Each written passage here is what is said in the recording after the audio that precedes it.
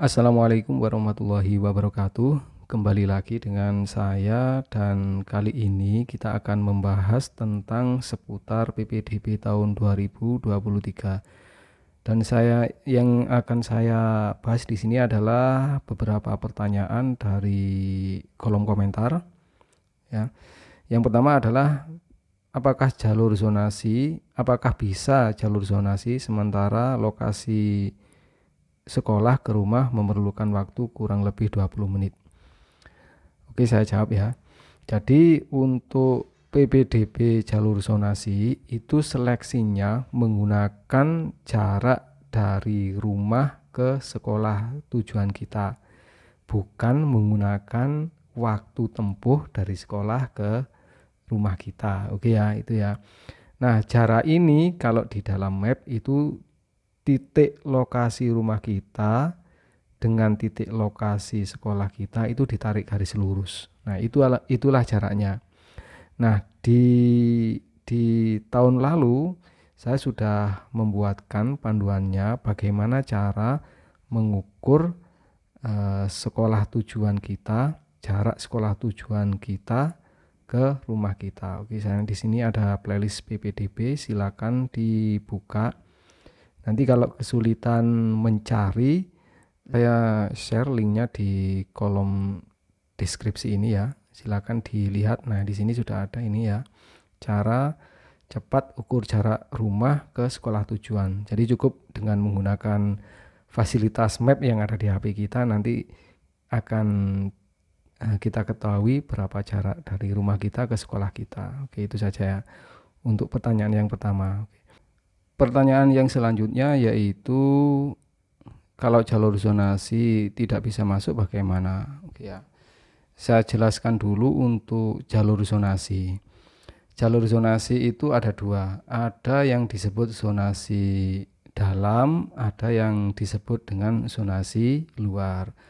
Zonasi dalam itu maksudnya kalau selama rumah kita dengan sekolah tujuan kita itu masih dalam satu kabupaten, nah itu disebut dengan zonasi dalam, artinya masih dalam satu zonasi, kita bisa memilihnya. Tapi kalau zonasi itu ada di luar kabupaten, maka itu disebut zonasi luar, maka kita akan kesulitan untuk bersaing dengan calon pendaftar lain. Di sini saya sudah punya map contohnya ya. Nah, misalnya rumah saya ada di Surabaya. Selama sekolah kita itu ada di Kabupaten Surabaya, kita bebas memilihnya ya.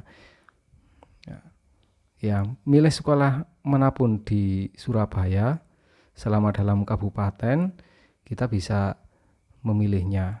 Ya, masih dalam satu zonasi. Akan tetapi kalau misalnya di sini ada Kabupaten Malang, misalnya rumah saya di Malang, sekolah tujuan saya ada di Sidoarjo, nah ini disebut di luar zonasi karena sekolah tujuan kita ada di luar wilayah kabupaten. Tapi kalau misalnya rumah saya itu masih di Malang, ya di sini ada Kecamatan Panjen, saya ingin sekolah di Lawang, nah ini masih dalam satu zonasi ya, bukan luar zonasi ya, intinya di situ ya. Jadi dalam zonasi itu ada dua pengertian, zonasi dalam dan zonasi luar.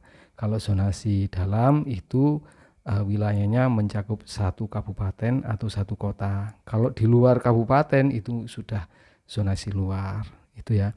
Jadi yang menentukan nanti adalah jarak antara sekolah kita ke rumah kita, itu ya. Itu untuk pengertian zonasi, jadi jangan berkecil hati.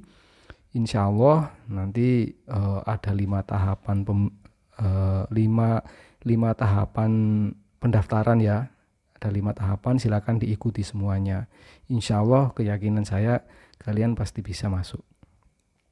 Itu saja jawaban dari saya, semoga bisa sedikit membantu. Ada kurang lebihnya mohon maaf. Sampai bertemu di video berikutnya dan assalamualaikum warahmatullahi wabarakatuh.